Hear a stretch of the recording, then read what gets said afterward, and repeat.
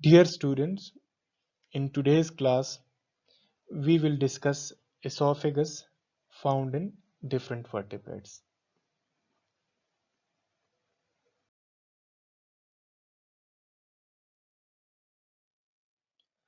Esophagi, moving food to the stomach. Esophagus is a relatively straight muscular hollow tube जिसके जरिए food जो है फेरिंग से स्टमक में पास होता है. मीन कि ये माउथ से स्टमक को फूड कन्वे करता है. माउथ से स्टमक फूड जो है वो थ्रू एसोफेगस कन्वे होता है.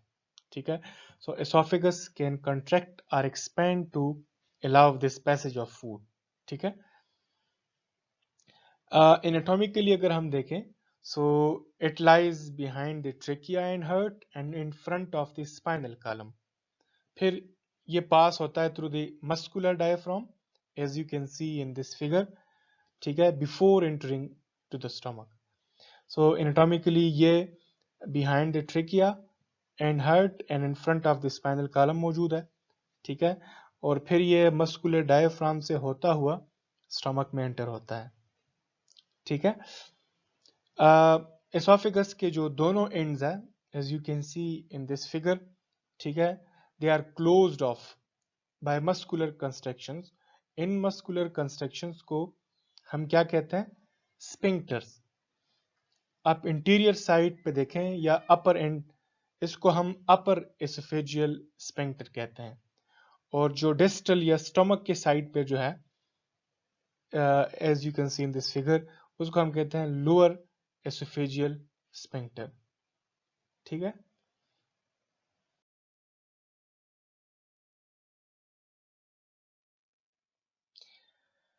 अच्छा, जो अपर एसोफेजियल स्पिंक्टर है, it is composed of circular muscle tissues. ठीक है. और usually most of the time it remains closed. ठीक है.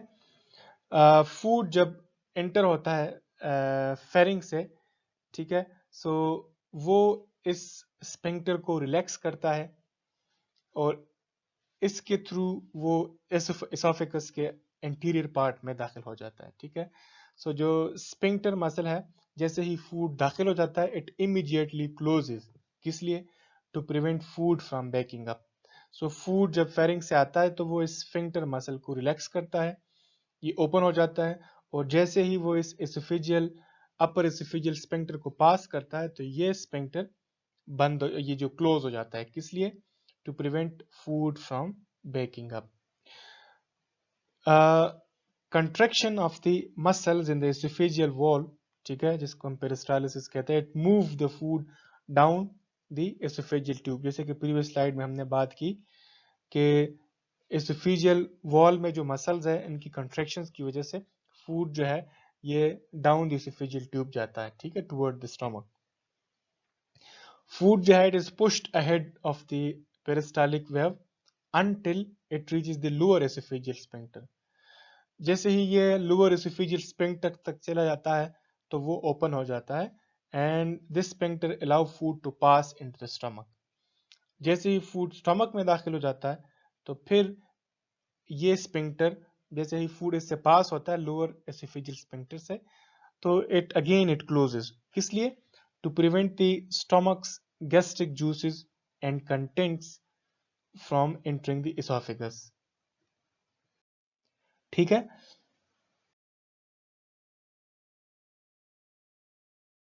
esophagus in fishes, amphibians and amniotes.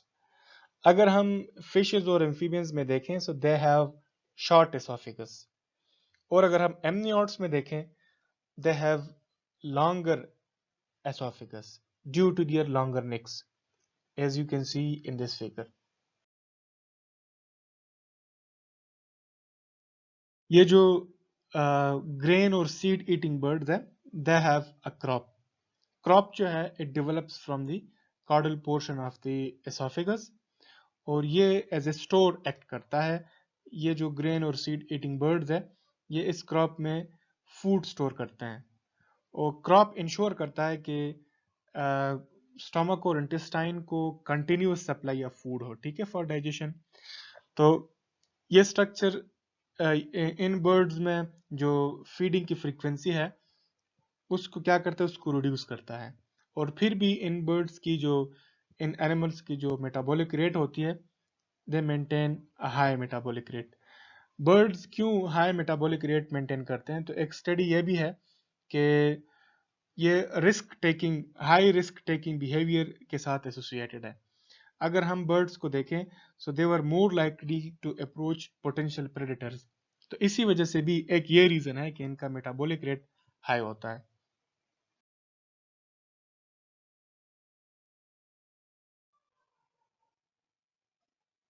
अच्छा, जो एसोफेगस है, इसके कुछ डिसऑर्डर्स पढ़ लेते हैं कि एसोफेगस से एसोसिएटेड कौन कौन से डिसऑर्डर्स है। ठीक है, तो आप लोगों ने सुना होगा अल्सरेशन एंड ब्लीडिंग एसोफेगस की हो सकती है।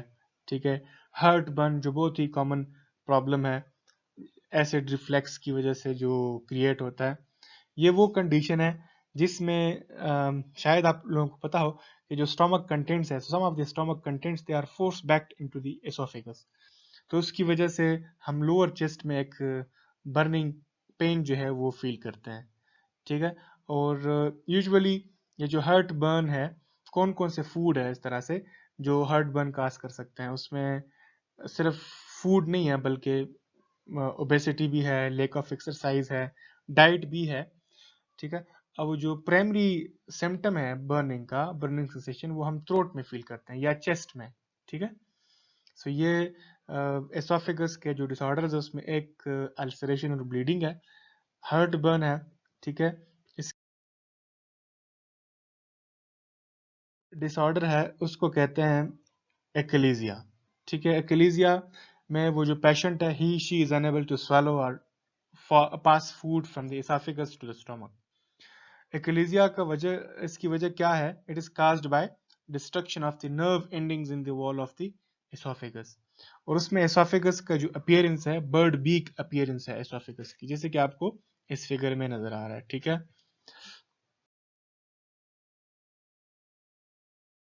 डिसऑर्डर है जो एसोफेगस का, वो है स्क्लेरोडर्मा।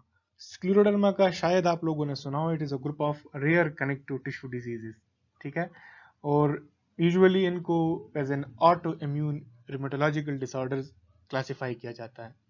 ठीक है, इसमें जो है स्किन की हार्डनिंग होती है। ठीक है, हार्डनिंग या टाइटनिंग ऑफ स्किन इसमें जो है मतलब बहुत ज्यादा कॉमन है स्क्लेरोडर्मा में। स्क्लेरोडर्मा जो है, it results from the over production and accumulation of collagen. आप लोग जानते हैं कोलाजिन को, एक कनेक्टिव टिश्यू है। ठीक है, ये एक्युमुलेशन जो है कोलाजिन की स्किन में और दूसरे बॉडी ऑर्गन्स में करता है, उनकी ओवर प्रोडक्शन और एक्युमुलेशन करता है। कौन से बॉडी ऑर्गन्स में? स्किन के अलावा लंग्स में, किडनीज में, हार्ट में, ब्लड वेसल्स में, मसल्स में और जीआईटी ट्रैक्ट में करता है। ठीक है, वैसे तो काज नोन नहीं है, फिर भी कहते हैं कि जेनेटिक और एनवायरमेंटल फैक्टर्स हो सकते हैं जिसकी वजह से ये स्क्लेरोडर्मा हो सकता है। स्क्लेरोडर्मा जो है ये जीआई ऑर्गन्स को कैसे इफेक्ट करता है? ये जो जीआई मतलब गैस्ट्रोइंटेस्टिनल ट्रैक्ट के जो मसल्स और नर्व्स है, जो वॉल, इन ऑर्गन्स के वॉल को बनाते हैं, तो ये इन मसल्स को और नर्व्स को रिप्लेस करता है विद कोलाजन। ठीक है, सो इसकी वजह से इन वॉल्स की स्टिफनिंग हो जाती है, और स्टिफनिंग की वजह से लॉस ऑफ जो है कोऑर्डिनेशन ऑफ गैस्ट्रोइंटेस्टिनल ट्रैक्ट, मतलब मोटिलिटी, वो खत्म हो जाती है। ठीक है, अब फिर गैस्ट्रोइंटेस्टिनल सिम्टम्स कैसे हो सकते हैं? वो डिपेंड करता है कि कौन सा ऑर्गन इन्वॉल्व है। ठीक है, सो ये स्क्लेरोडर्मा के बारे में था।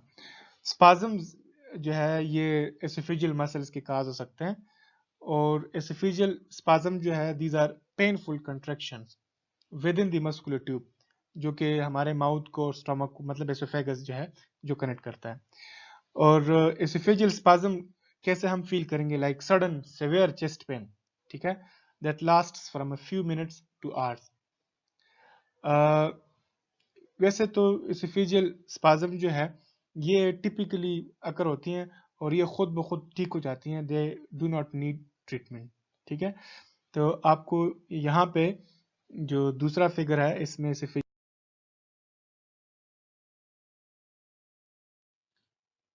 Thanks for watching. आप लोगों के क्वेश्चंस को क्लास के टाइम पे व्हाट्सएप ग्रुप में डिस्कस किया जाएगा। Thank you.